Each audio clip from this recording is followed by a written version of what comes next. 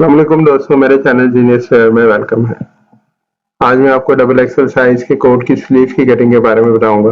अगर आपको double XL size के कोट की स्लीव्स कटिंग करने में दिक्कत पेश आती है तो आज इस वीडियो में मैं आपका यह मसला हल करने वाला हूं। तो यहाँ मैं एल स्केल मेथड से आपको बताऊंगा कि हमने स्लीव्स की डाउनिंग और इसकी लूजिंग किस तरह ऐड करनी है और किस तरह हमने आर्मोल के साथ स्लीव को बैलेंस करना है। इससे पहले मैं कोट के बैक की कटिंग और फ्रंट की कटिंग की वीडियो बना चुका हूँ, जिसका लिंक मैं डिस्क्रिप्शन में दे रहा हूँ। आप एंड स्क्रीन से भी उस वीडियो को देख सकते हैं। स्लीव कटिंग करने के लिए स्ट्रेट लाइन लगा लें, किनारे को निकाल के लाइन लगाएंगे, टॉप पर भी स्क्वायर में लाइन लगा लें। 1.25 इंच पर एक मार्जिन की लाइन लगाएंगे जो स्लीव के लिए क्रीज लाइन होगी।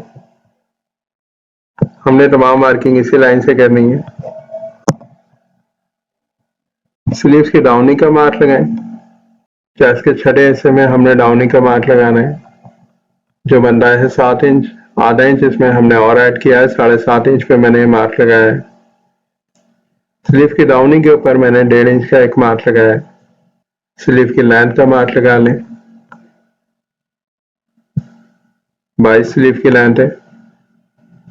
आधा इंच इसमें सिलाई मार्जिन ऐड किया है, 22.5 पे मैंने मार्क लगाया है। स्लीव की डाउनिंग के ऊपर मैंने 1.5 इंच का एक मार्क लगाया है। इस मार्क से मैंने स्लीव की लेंथ का हाफ किया, तो यहाँ मैं कोनी का मार्क लगाऊंगा। अब हम स्लीव्स और चौड़ाई का मार्क लगाएंगे। हम 48 चेस्ट पर कटिंग कर रहे हैं। हमने स्लीव की डाउनिंग के लिए जो मेथड यूज किया था वो 42 चेस्ट पर था, लेकिन जो स्लीव्स की चौड़ाई के लिए हम मेथड यूज करेंगे वो 48 चेस्ट पर होगा। 48 चेस्ट का चौथा हिस्सा 12 इंच बनता है। उसमें 1 इंच कम पर मैंने स्लीव्स की चौड़ाई का मार्क लगाया है।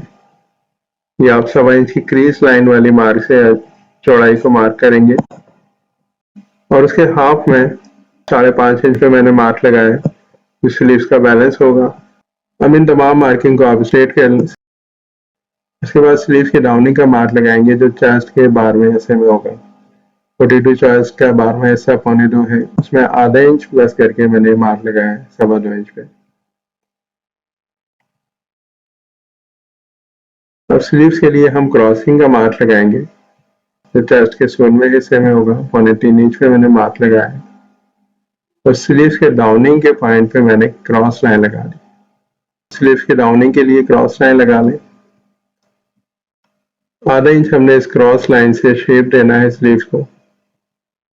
आधा इंच का मार्क अंदर की तरफ आप लगा लें। जो स्लीव पे हमने 1.25 इंच का गैप रखा है वहां पर शेप दे दिया। हॉकी के स्टाइल में हमने ये ड्राइंग करनी है और स्लीव्स के गोले को हमने जो ड्राइंग करना है सेंटर पॉइंट से, तो एक एंगल बना के हमने इस गोले को ड्राइंग करना है और फिर सेंटर पॉइंट से हमने स्लीव्स की जो डाउनिंग का मार्क लगाया था 2.25 इंच पे, वहां हमने शेप देना है। आप देख सकते हैं मैं किस तरह ड्राइंग कर रहा हूँ। अब स्लीव्स को हम शेप देंगे। बॉटम की तरफ हमने आधा इंच का शेप रखना है। कोनी पर हमने 1 इंच का मार्क लगाया है, तो शेप स्केल से हम शेप देंगे। अब शेप की डबल लाइन लगाएंगे स्लीव पर।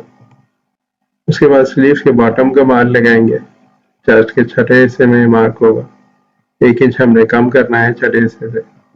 6 इंच पे मैंने मार्क लगाया है। 1.25 इंच की लाइन से ही हमने ये मार्क लेना है जो हमने शेप में लाइन लगाई है। आधा इंच हमने स्लीव को क्रॉस करने के लिए मार्क लगाया है। शेप स्केल से क्रॉस कर दिया। 3 से 3.5 इंच का आपने मार्जिन रखना है स्लीव्स की लेंथ में। और बॉटम के मार्क से जो स्लीव्स की चौड़ाई है हमने स्लीव को शेप देना है। बॉटम के हिसाब से आपने चौड़ाई की तरफ से शेप स्केल को इस तरह रखना है कि आपको एक अच्छा गोले का शेप मिल जाए। स्लीव के मार्जिन को भी शेप देना है।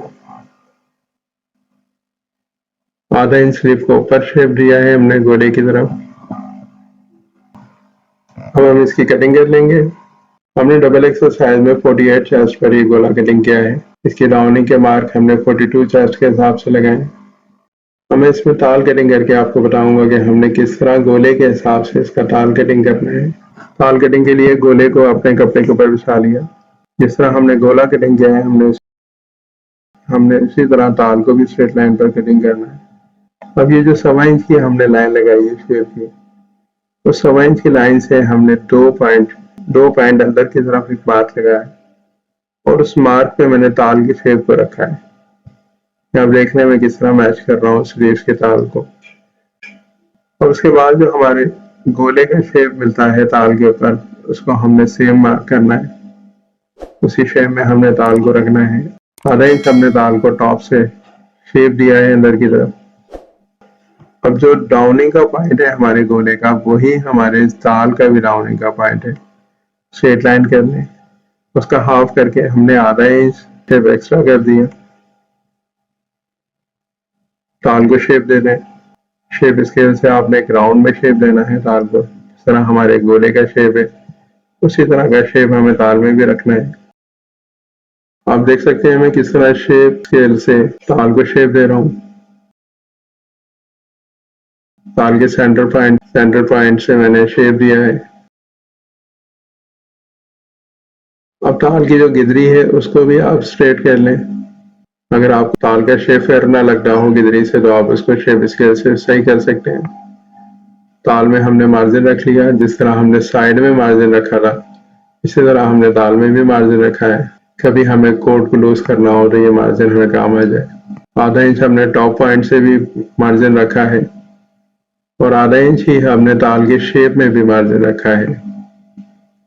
अब मैं इसकी कटिंग करके आपको दिखा देता हूँ और मैं इसका गोला ताल के ऊपर रखकर दिखाऊंगा कि गोले के हिसाब से ताल कितना परफेक्ट कटिंग हुआ है। अगर आपका कोई सवाल हो तो आप मुझसे कमेंट करके पूछ सकते हैं। वीडियो पसंद आई तो वीडियो को लाइक और शेयर कीजिए और मेरे चैनल जीनियस टेलर को सब्सक्राइब कीजिए ताकि इस तरह की आने वाली और इन्फॉर्मेटिव वीडियो आपको वक्त पर मिलती है।